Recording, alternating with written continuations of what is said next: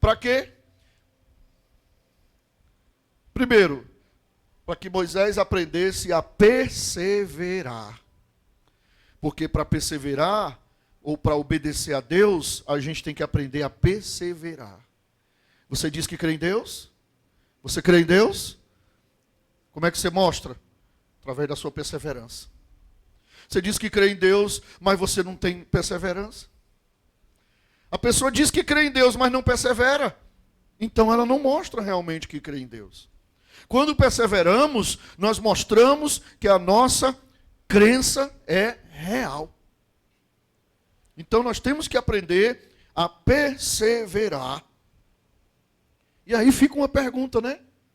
Por que que Deus deu dureza ao coração de Faraó? Por que que Deus faz isso? Poxa, não era tão fácil, só ir lá e liberar o povo. E olha que Faraó ficava brincando. Se você for ler, Faraó ficava brincando.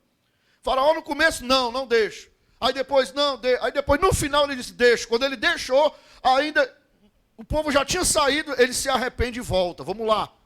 Pega o exército e foi atrás deles. Ou seja, nunca ele liberou realmente.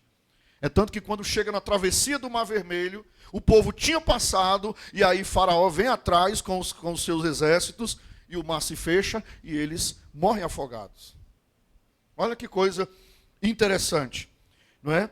Por que que Deus permite que corações sejam duros? Deus, gente, trabalha com o sobrenatural e o impossível. Deus permite que as coisas sejam difíceis e até impossíveis para que Ele seja glorificado. Porque se for fácil, a gente mesmo vai lá e resolve. Se for fácil, nós mesmos vamos lá e com a força do nosso braço, a gente vai lá e resolve. E para onde vai a glória? Para nós. Quando é difícil, a glória vai para quem? Para Ele. Deus permite que as coisas sejam difíceis para que Ele se manifeste, para que o sobrenatural dEle se manifeste e a glória seja dada ao nome dEle. E o que é perseverar na família? O que é perseverar na família? Talvez você diga assim, não, orar, eu oro. Perseverar na família é orar? Claro, orar é básico. Orar é básico. Diga para o seu irmão aí, diga, orar é necessário.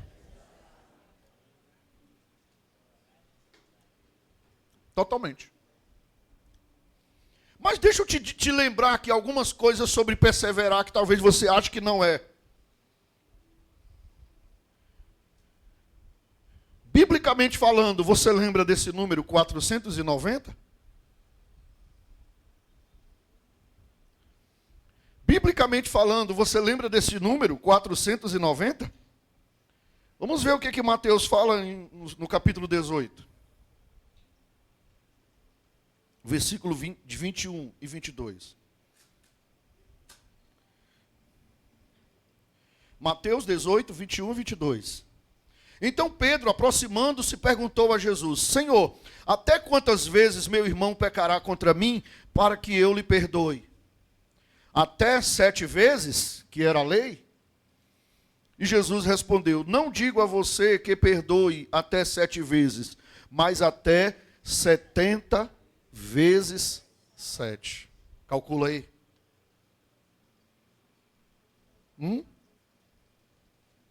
Quem tem calculadora aí? 70 vezes 7 dá quanto? Consegue calcular aí? Calculou? 490. Detalhe. Por dia.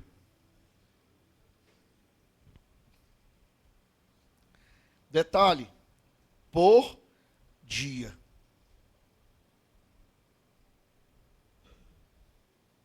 Sabe quantas vezes nós temos que perdoar o nosso irmão quando ele peca contra nós? 490, se formos à risca da Bíblia, né?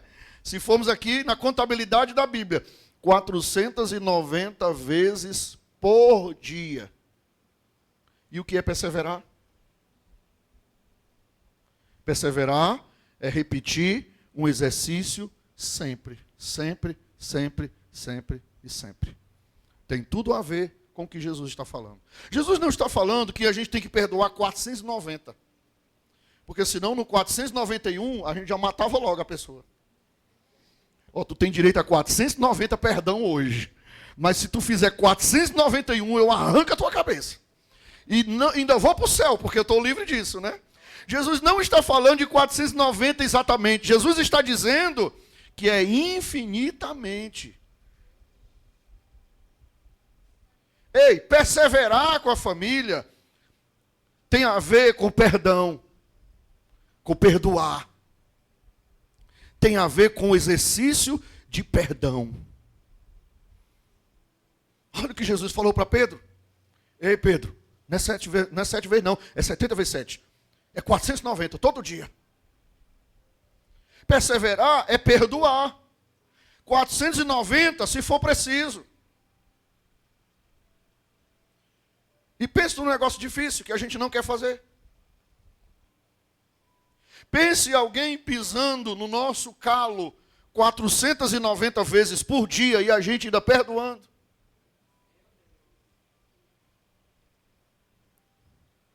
É desafiador ou não é?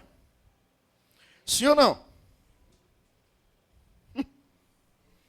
Perseverar é perdoar todas as vezes que precisamos perdoar. Não podemos negar perdão a ninguém. Caso contrário, não seremos. O que é que Mateus 6,12 diz? Está em Mateus? 6,12 vai dizer, olha o que ele diz. Perdoa as nossas dívidas, assim como nós também perdoamos aos nossos devedores. Ou seja, quem não perdoa, não recebe perdão. Perdão. Todo cristão não pode negar a ninguém.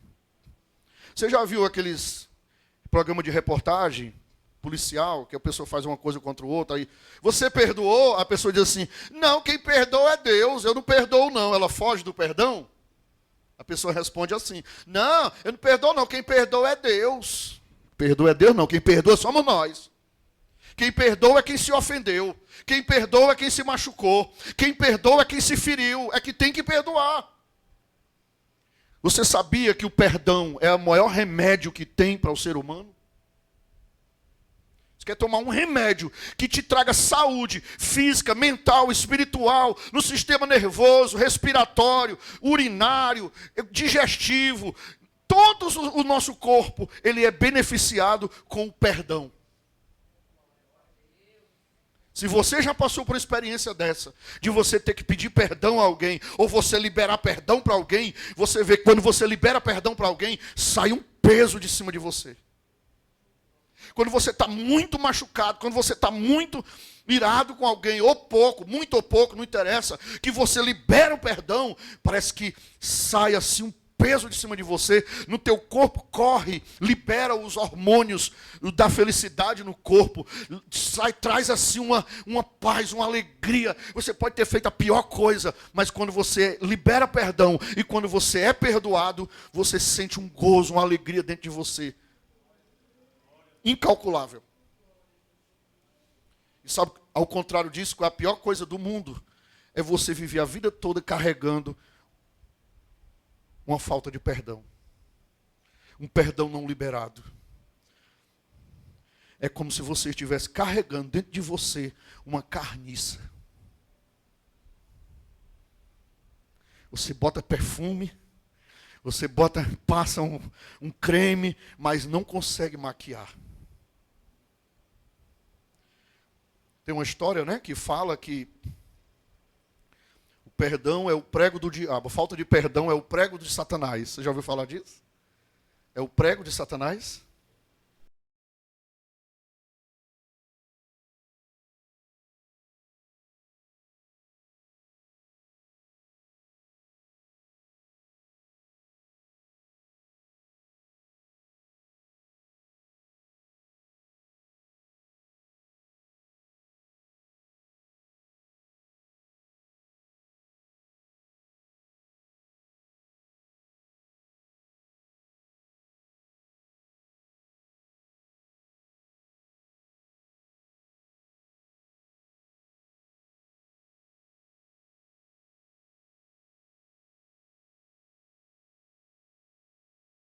um prego não faz mal a ninguém. Ele pegou, botou porcelanato na casa, limpou a casa toda, fez um teto, fez tudo, fez a casa a coisa mais linda do mundo, espelho, brilhando a casa, a coisa mais linda do mundo, uma mansão maravilhosa. E o prego lá no lugar.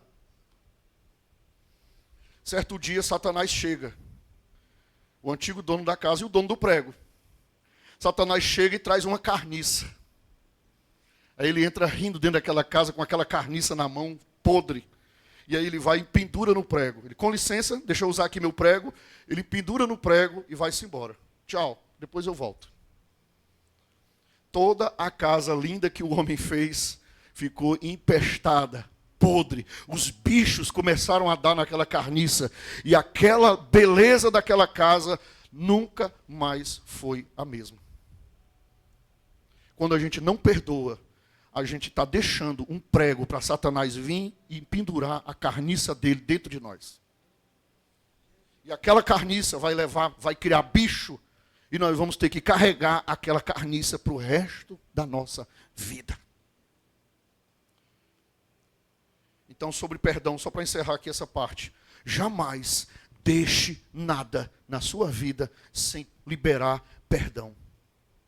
Seja uma coisa pequena ou grande, nunca deixe um prego na sua parede para Satanás usar e colocar a carniça dele. Amém? Quem entendeu diz amém. Então, perdoar faz parte do perseverar. Perseverar não é só sai capeta, sai capeta, sai capeta. O capeta sai de um lado e volta do outro porque tem uma porta aberta chamada ressentimento, mágoa, falta de liberar perdão. Feche todas as brechas da sua vida. Segunda coisa que nós temos que fazer para ver o sobrenatural na nossa família: declare a palavra de Deus. A palavra de Deus é a coisa que tem mais poder no mundo. Ela tem mais poder. O homem pode criar a maior bomba atômica do mundo. Não chega aos pés da palavra de Deus.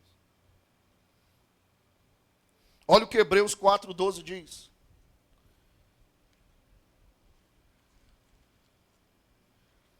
Hebreus 4:12.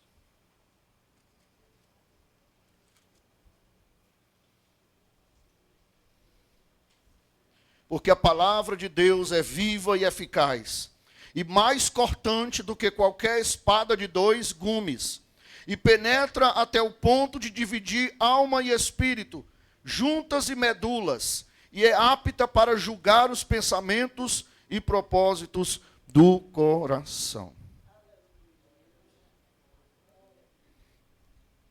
Hebreus vai dizer que a palavra de Deus é mais cortante do que uma espada de 2 gumes. Quantos gumes tem a espada? É uma faca diferente das que a gente tem em casa. A faca que a gente tem em casa só tem um gume, né? Só corta de um lado. Só é amolada de um lado. A espada, a palavra de Deus, ela é amolada dos 2 lados. O que é isso? O que é isso, pastor? Observe que são 2 gumes. Trata de um lado e trata de outro. Não adianta querer que o seu familiar mude e se converta sem primeiro essa espada não cortar do seu lado. Por que a espada é de 2 gumes? Por que a espada é de 2 gumes? A pastora está aí? Tá não, está lá em cima, né? Vem cá, tu neto. E por alguns minutos ele vai ser minha esposa, tá bom? Eu amo meu discípulo aqui. Eu amo meu discípulo. Mas vamos supor que ele seja minha esposa e eu estou com um problema com ele, com ela. A palavra, aí eu quero que a palavra mude ele, ou mude ela. Mas eu só quero que a palavra fira lá. Só que a palavra, ela tem o quê? Quantos gumes? A mesma palavra que fere aqui, fere aqui. A mesma palavra que trata aqui, tem que tratar aqui. Não adianta eu querer que a palavra mude. Ó, você tem que mudar. Ó, você não viu não, pastor pregando? Tem muito casal que faz isso, né? Tá vendo aí? É contigo que o pastor está falando. É todinha para tu essa palavra. Tem gente que faz isso, né? No culto, termina o culto. Tu viu aí o pastor? Tu viu aí a palavra? Foi para tu todinha. Tá vendo o que tu fez de manhã? O que tu fez de manhã, o pastor pregou agora à noite. Foi todinha para tu. Tá vendo aí aquele negócio que tu fez essa semana? Olha, o pastor pregou justamente hoje. Acho que foram falar, foi para ele. Ninguém me fala nada, viu, gente? Eu só quero te dizer que a palavra de dois gumes, ela trata aqui e trata aqui. Eu não posso querer que o meu familiar seja transformado se primeiro ela não passou em mim. Se primeiro ela não tratou em mim. Porque ela trata os dois lados. Amém? Obrigado, viu? Está desfeito aí, ó. Tudo mal. E palavra tem poder. Palavra tem poder. Nós temos que ter muito cuidado com as nossas palavras. Você pensa que não, mas a tua palavra tem um poder demais. Quando você olha para o seu familiar e você fala aquela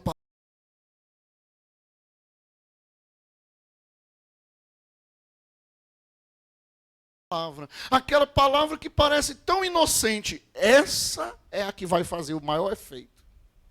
Então a gente tem que vigiar. A gente precisa vigiar muito as nossas palavras. E como nós recebemos muitas palavras ruins durante o dia, sim ou não? Tu já prestou atenção como durante o dia, de vez em quando vem um e solta uma palavra? Solta aquela palavra que vai lá doer, lá no teu coração, e se você não é espiritual, você vai e repete uma outra. A pessoa vem com 100 e tu vai com 1000. Bota logo para derrubar. Não é assim que nós somos? A nossa natureza não é vingativa? A pessoa vai e mostra um defeito nosso, aí a gente faz o quê? Ao invés de reconhecer, a gente diz o quê? Mostra 10 dela. Ah, é? Tu veio me dizer que eu fiz isso de errado? Pois tu fez isso. Abre uma lista desse tamanho. E ainda diz as datas. Há 10 anos atrás, há 15 anos atrás, 20 anos atrás tu fez isso. Abre um computador com uma lista desse tamanho, um banco de dados e mostra logo os pecados da pessoa tudinho. Bota logo no inferno. Nós temos essa natureza vingativa.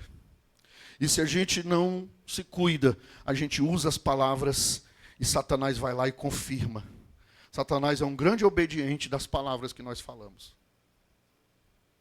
Cuidado com as suas palavras. Use as de Deus. Declare as palavras de Deus. Amém? Já eu falo mais sobre isso. Terceiro, lute sempre. Você quer ver o sobrenatural na sua casa? Lute sempre. Olha para o irmão, diga assim, lute, mas com raiva. Diga assim, lute sempre.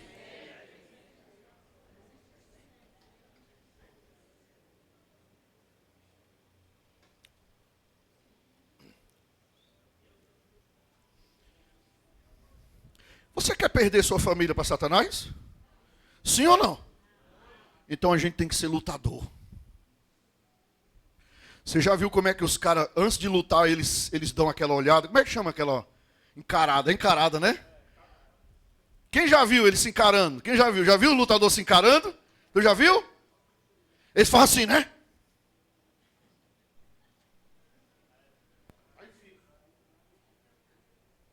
Só falta derrubar o outro, né? Eles passam bem 10 minutos.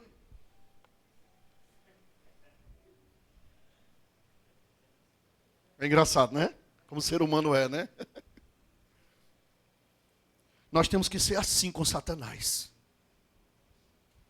O capeta quer pegar a nossa família. O capeta quer destruir os casamentos. O capeta quer destruir as crianças. O capeta quer destruir as famílias. E a gente não pode se acovardar. A gente não pode se amedrontar.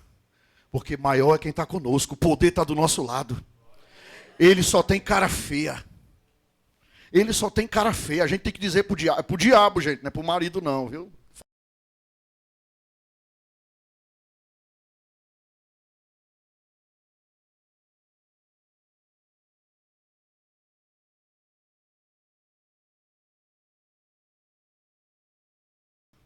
Sabe? E a gente tem que lutar. Lutar. Olha, o bicho é tão ruim. Você sabia que o Satanás não tem família? Sabe por que ele quer destruir a nossa família? Porque ele não tem uma. Quem já ouviu falar da mulher de Satanás, da irmã de Satanás, da filha de Satanás? Ele não tem família não, gente. O bicho é tão ruim que ele não tem família e tem raiva de quem tem. Tu viu? Já vê na Bíblia se tem família, se ele tem família. Ele não tem. Ele é um miserável. Ele tem uns desgraçados que obedeceram ele lá no céu e foram expulsos de lá. Nem família ele tem. Por isso ele tem ódio daquilo que Deus criou. O homem e a mulher colocou no jardim, colocou filhos para prosperarem, para crescerem, para dar honra aos pais, para se multiplicarem sobre a terra, para terem saúde, para dominarem os animais, para vencerem, para glorificarem a Deus. Por isso Satanás tem ódio de tudo que Deus construiu, a começar pela família. Ele tem ódio da família. E nós não podemos aceitar perder a nossa para nada dele. O que é que a gente tem que fazer? Lutar, todo dia, lutar pela nossa família. Você quer um exemplo? Olha um homem que lutava pela família. Jó capítulo 1. Olha um homem que lutava pela família. Que tinha essa noção. Olha o que Jó fazia. Jó capítulo 1, versículo 5.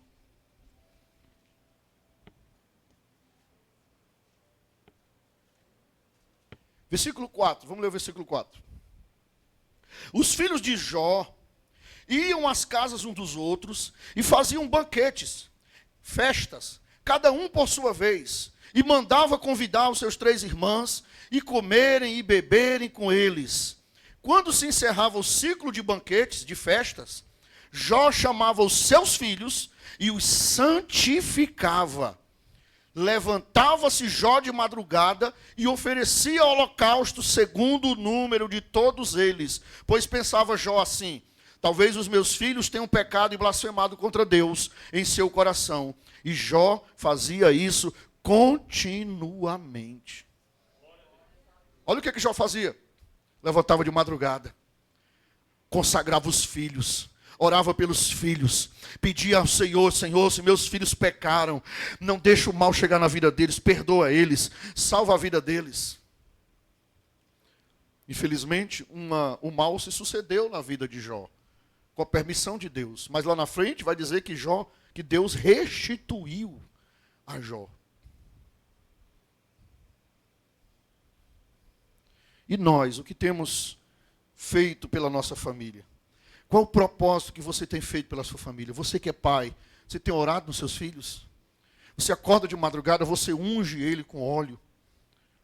Você ora, você consagra os seus filhos ao Senhor. Nós temos que fazer isso. Nós temos esse poder e essa autoridade e essa responsabilidade. Amém? Por último, eu quero dizer, creia mesmo quando tudo mostra o contrário. Você quer ver o sobrenatural na sua família chegar também? Creia. Quando tudo mostra o contrário, você continua crendo. Porque Hebreus 11:1 diz que a fé é a certeza de coisas que se esperam e a convicção de fatos que não se veem. Você não vê, mas você crê. Deixa eu te mostrar, só te falar só uma coisa aqui, só para falar uma verdade assim, para nós ficarmos bem cientes. Ei, olha para mim, por favor. Nem tudo é como a gente imagina. Nem tudo é fácil como a gente pensa. Sabe, a gente programa uma coisa, vai ser desse jeito, vai ser assim, vai ser assado. Nem tudo é como a gente programou. Muita coisa vai sair fora da programação. Muita coisa vai entortar ao longo do processo. Muita coisa vai dificultar ao longo do caminho. Isso tudo Deus permite para que a gente aprenda a viver no sobrenatural. Porque viver no sobrenatural é simplesmente enxergar o natural. Ou melhor, ver o natural, mas enxergar o sobrenatural. Você está vendo a coisa torta. Teus olhos físicos estão vendo a coisa torta, mas os teus olhos espirituais estão enxergando a promessa de Deus.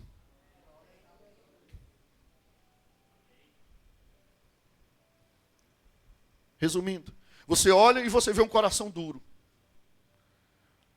Mas se você quer viver sobrenatural, você tem que enxergar pela fé um coração transformado. Enquanto você enxergar aquele coração duro, você não vai ver realmente o coração transformado daquela pessoa. O homem e a mulher de Deus, o cristão, ele tem que aprender a viver essa prática de fé. Não parecia tudo fácil? Moisés, vai lá, tira o povo do Egito e leva para a terra Canaã. Oh, beleza, oh, coisa fácil, coisa simples. Quando ele chega lá, ele encontra a dureza de Faraó, o mar vermelho, o deserto, os gigantes na terra prometida, um monte de dificuldade. E é assim. Tudo é assim. A gente casa, né? Vai ser um mar de rosa. Oh, maravilha. Aí começa a chegar os problemas. Começa a vir os percalços. A gente tem filhos, né? Eu vou ter um filho. Vai ser maravilha, vai ser alegria, felicidade. Mas aí junto vem as lutas, as responsabilidades, as enfermidades, os percalços de uma criação de um filho. Se a gente não vive no sobrenatural, a gente vai padecer. E Satanás vai ganhar a guerra. Nós temos que aprender a andar no sobrenatural e ver, mesmo que os meus olhos estão vendo, mas os meus olhos espirituais estão crendo que não é aquilo que eu estou vendo. Eu começo a crer e viver, enxergar e profetizar tudo aquilo que eu quero, que a palavra de Deus me garante. O exemplo, a mulher que vê o marido bêbado. Ela olha, os olhos naturais dela estão vendo o marido bêbado, o marido duro de coração, que não quer Jesus, mas os olhos espirituais dela estão olhando ali e estão vendo um homem convertido, salvo, batizado com o Espírito Santo, membro da igreja, servindo o reino de Deus, e ninguém tira aquilo do coração dela.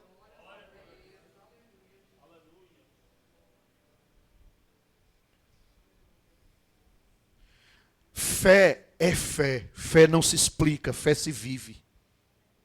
Não tente explicação para a sua fé, não. Fé não é para você procurar explicação, achar uma explicação. Fé é para você viver. E acabou, e ponto final. Eu sempre dou o exemplo aqui da minha sogra. Que o homem mais incrédulo, ainda não conhecia ainda, fiz 50 anos, ainda não conhecia o homem mais incrédulo da minha vida do que meu sogro. Que blasfemava de Jesus, que chamava capeta, que casa ficava chamando capeta, pedindo de Satanás dinheiro. Satanás, me dá dinheiro, Satanás. Era o mínimo que ele dizia. Mas eu nunca vi a minha sogra, a mulher dele, eu nunca vi ela abrir a boca e blasfemar. Eu nunca vi ela abrir a boca e dizer que não queria mais Jesus. Eu nunca vi ela abrir a boca e não querer mais. Eu não quero saber desse Deus não, que esse Deus é mentiroso. Esse Deus disse que ia salvar a minha casa. Eu não quero saber. Eu nunca vi ela abrir a boca. Ela continuava com a sua Bíbliazinha orando, de joelho, crendo na palavra de Deus. E se vocês tudinho aqui conhecessem ela, vocês dizem, pastor, qualquer um se converte, menos esse aí. Qualquer um vai para o céu, menos esse aí. Se vocês tudinho aqui, tem dois ali que conheceram. Que é o filho dela e a esposa. Que confirmam o que eu falei. Todos, se vocês conhecessem, vocês dizer que não, esse aí não tem jeito não. Mas Deus é fiel.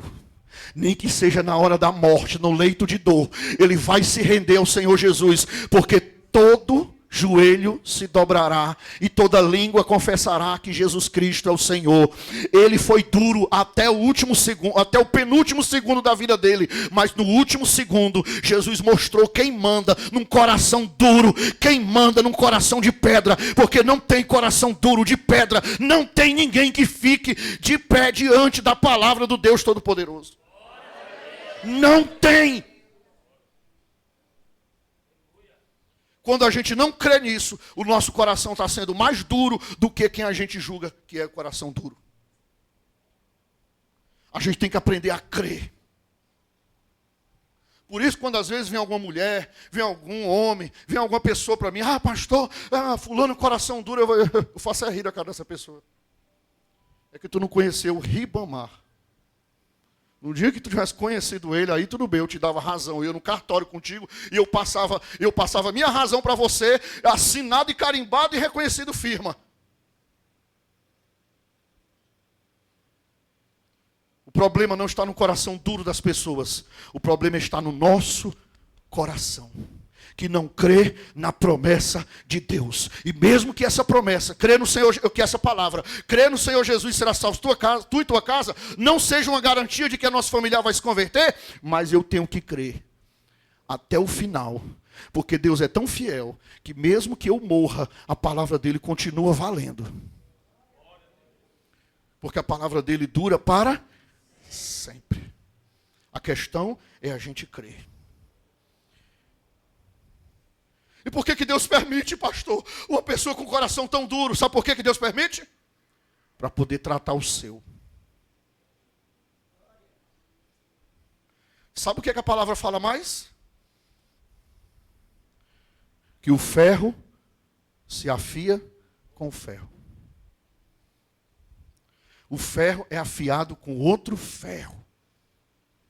Você pode ver, quando você está lutando com alguém de coração duro, é porque o seu também ainda tem algum tipo de dureza. E Deus está permitindo que aquele coração duro venha para afiar o seu primeiro.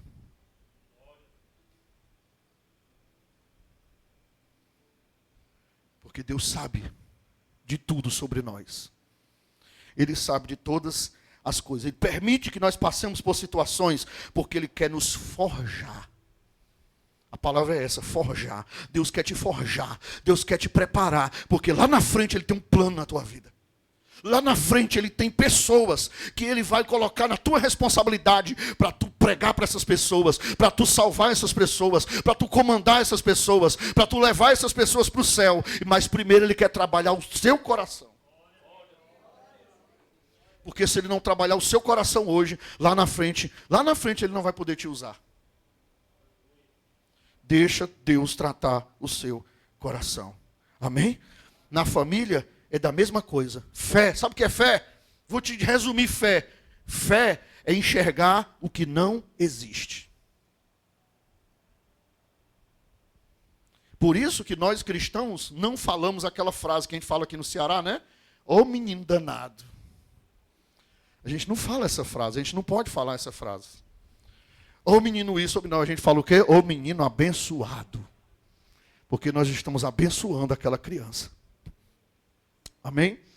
Tá certo? Por fim, eu quero que você entenda que a responsabilidade do mover o sobrenatural de Deus está na nossa mão. Talvez você diga assim, pastor, mas eu tenho um familiar que é incrédulo, que não quer aceitar Jesus. O problema é dele, pastor. Eu já preguei, já fiz minha parte, o problema é dele. Tudo bem. Ele tomou aquela atitude de não querer Jesus. Mas a responsabilidade espiritual é sua. Não deixe de orar por ele. Não deixe de profetizar sobre a vida dele. Nunca olhe para ele e diga, bebo velho sem vergonha, encapetado. Mulher que tem um marido que não é cristão ainda, nunca abra sua boca e chame seu marido endemoniado. Porque você está dando um atestado de endemoniado para ele. Porque você é uma mulher de Deus e a sua palavra tem poder e autoridade no mundo espiritual. Amém? Mas pastor, mas ele é. Como é que você está dizendo que ele não é? Que ele é a fé, meu irmão. Fé é você crer naquilo que não existe e que você crê que vai passar a existir.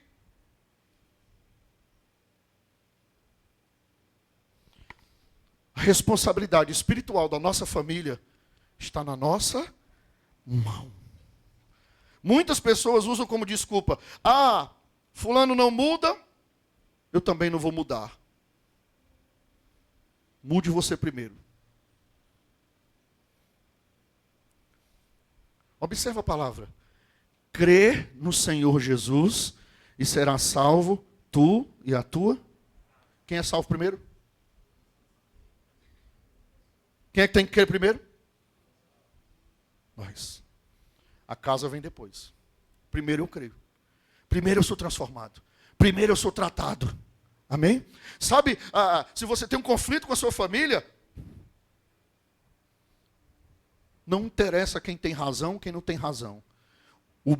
Nós aprendemos isso há um tempo atrás. O mais espiritual é que tem que pedir perdão. O mais espiritual é que tem que ir lá e se reconciliar. O mais espiritual é que tem que dar o braço a torcer. Não é porque você é crente, cristão, que você tem a razão, não. Quem tem a razão, quem tem a palavra, é que tem que dar o braço a torcer. Porque no reino de Deus é tudo invertido. No reino de Deus, quem quer servir, que sirva. No reino de Deus, quem quer ser abençoado, que abençoe primeiro. No reino de Deus, quem quer receber, que dê primeiro. Tudo é invertido. Primeiro tem que passar por nós. Primeiro, quem se converteu foi a família do carcereiro ou foi o carcereiro? O carcereiro. Primeiro nós temos que passar. Porque a salvação é individual. Crer significa o quê? Crer não é, eu creio. Não, crer é o quê? Se converter.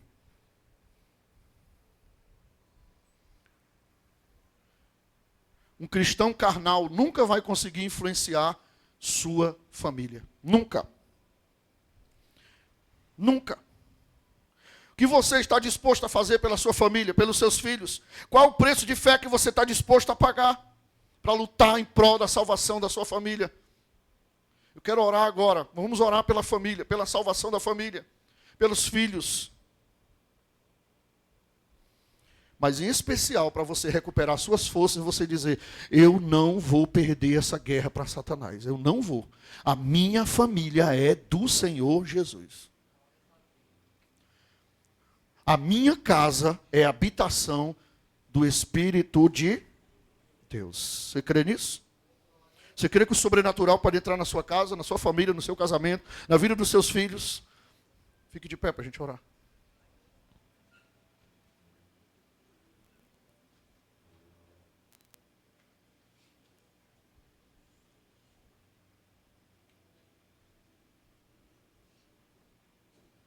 Mas não é só orar.